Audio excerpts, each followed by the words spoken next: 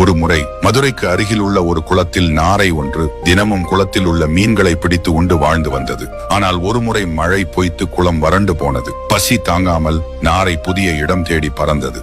அப்போது அது மதுரைக்கு அருகே உள்ள அச்சோ தீர்த்தம் என்ற புனித குளத்தை அடைந்தது. அங்கே நிறைய மீன்கள். நாரை மகிழ்ச்சியுடன் அங்கேயே தங்கிவிட்டது. மறுநாள் பல முனிவர்கள் அந்த குளத்துக்கு வந்து நீராடினர். அப்பொழுது ஆச்சரியம் என்னவென்றால் அந்த மீன்கள் முனிவர்களின் மீது துள்ளி விளையாடின. இதை கண்டு நாரை மனதில் நினைத்தது, இத்தனை புனிதமான முனிவர்களின் மீது பட்ட இந்த மீன்களை சாப்பிடுவது பாவம். இன்றை சாப்பிடாமல் விடுகிறேன், நாளை பார்க்கலாம். அப்படியே நாளை நாளை என்று 15 நாட்கள் பசியோடு இருந்தது.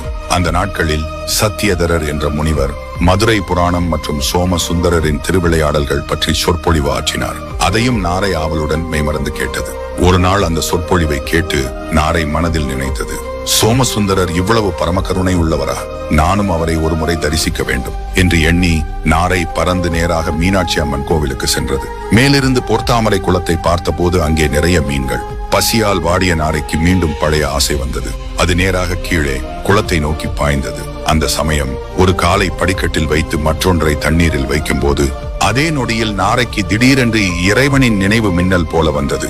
ஐயோ, பகவானை தரிசிக்க வந்த நான் அவரை மறந்து மீன்களை சாப்பிட போயிட்டேனே என்று நாரை வெட்கத்தால் விலகி நின்றது. அந்த நேரத்தில் ஆகாயத்திலே ரிஷப வாகனத்தில் சோமசுந்தரரும் மீனாட்சி அம்மனும் தோன்றி, நாரையே, உனக்கு என்ன வரம் வேண்டும் என்று கேட்டார்கள். அப்பொழுது நாரை வணங்கி பணிவுடன் சொன்னது, பகவானே, எனக்கு இந்த பிறவி போதும், முக்தி அருளுங்கள். ஆனால் முக்கியமானது ஒன்று, என்னை போன்ற மற்ற நாரைகள் வரும்போது உங்களை வணங்காமல் மீன்களை சாப்பிட நினைப்பார்கள். அதனால் இன்று முதல் இந்த குளத்தில் மீன்கள் இருக்கக்கூடாது என்று அருள் புரியுங்கள். இறைவன் சிரித்தபடியே அப்படியே ஆகட்டும் என்று அருளினார். அந்த நாளிலிருந்தே மீனாட்சி அம்மன் பொற்தாமரை குளத்தில் ஒரு மீனும் காணப்படுவதில்லை. அந்த புனித குளத்தை நேரில் சென்று பார்த்தவர்கள் கமெண்டில் சொல்லுங்க, மறக்காமல் லைக் அண்ட் சப்ஸ்கிரைப் பண்ணிக்கோங்க. ஒரு முறை மதுரைக்கு அருகில் உள்ள ஒரு குளத்தில் நாரை ஒன்று தினமும் குளத்தில் உள்ள மீன்களை பிடித்து உண்டு வாழ்ந்து வந்தது. ஆனால் ஒரு முறை மழை பொய்த்து குளம் வறண்டு போனது. பசி தாங்காமல் நாரை புதிய இடம் தேடி பறந்தது. அப்போது அது மதுரைக்கு அருகே உள்ள அச்சோ தீர்த்தம் என்ற புனித குளத்தை அடைந்தது. அங்கே நிறைய மீன்கள். நாரை மகிழ்ச்சியுடன் அங்கேயே தங்கிவிட்டது. மறுநாள் பல முனிவர்கள் அந்த குளத்துக்கு வந்து நீராடினர். அப்பொழுது ஆச்சரியம் என்னவென்றால் அந்த மீன்கள் முனிவர்களின் மீது துள்ளி விளையாடின.